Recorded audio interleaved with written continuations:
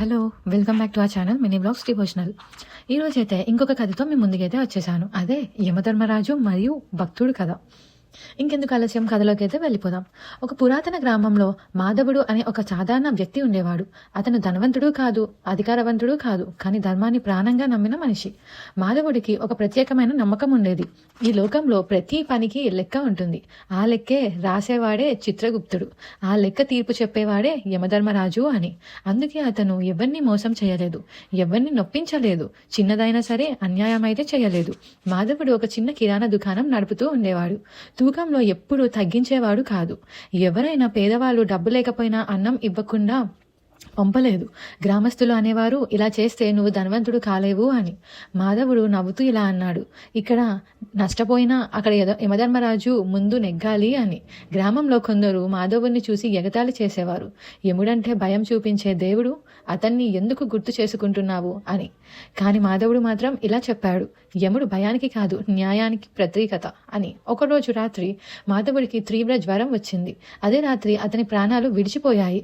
యమదూతలు వచ్చి మాధవుని ఆత్మ తీసుకువెళ్లారు.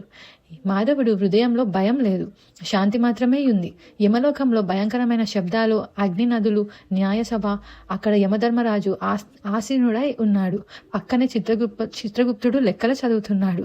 చిత్రగుప్తుడు అన్నాడు, ఈ మనిషి తన జీవితంలో ఎవరిని మోసం చేయలేదు. ఆకలితో ఉన్నవాడిని ఏమి ఇవ్వకుండా పంపకుండా లేడు. ధర్మం విడవలేదు అని. యమధర్మరాజు మాధవుని చూసి ప్రశ్నించాడు, నీకు భయం లేదా అని. మాధవుడు వినయంగా అన్నాడు, ప్రభు, ధర్మంగా బతికిన వాడికి భయం ఉండదు అని. యమధర్మరాజు గంభీరంగా కానీ కరుణతో అన్నాడు, మనుషులు నన్ను చూసి భయపడతారు, కానీ నేను శిక్షకుని కాదు, నేను న్యాయాధిపతిని అని. నీలాంటి వాళ్ళ వల్లే లోకంలో ఇంకా ధర్మం నిలిచి ఉంది అని చెప్పి మాధవుని ఆశీర్వదించాడు. యమధర్మరాజు ఇలా అన్నాడు, నీ భక్తి ధర్మం చూసి ఒక వరం ఇస్తాను. నీ కుటుంబానికి ఎప్పుడు ఆకలి ఉండదు. నీ పేరు ధర్మానికి ఉదాహరణగా నిలుస్తుంది అని. అంతటితో మాధవుడి ఆత్మకు ఉత్తమ లోకానికి ప్రసాదించాడు. మాధవుడు మరణం తర్వాత గ్రామంలో ఒక మార్పు వచ్చింది. ప్రజలు మోసం తగ్గించారు, ధర్మంగా జీవించడానికి ప్రయత్నించారు. గ్రామ పెద్దలు అన్నారు, యముడు భయం కాదు, ధర్మానికి గుర్తు అని. ఈ కథ సందేశం ఏంటంటే, యమధర్మరాజు శిక్షకుడు కాదు, న్యాయాధిపతి. ధర్మంగా బతికితే మరణం కూడా భయం కాదు. నిజమైన భక్తి ఉంటే అదే మంచి జీవితం. ఇలాంటి మరిన్ని కథల కోసం మన ఛానల్ని అయితే సబ్స్క్రైబ్ చేయండి. ఇప్పటి వరకు మీరు వీడియో చూసి మీకు నచ్చినట్టుంటే ఒక లైక్ చేయండి. ఓం యమాయ నమః. Thank you.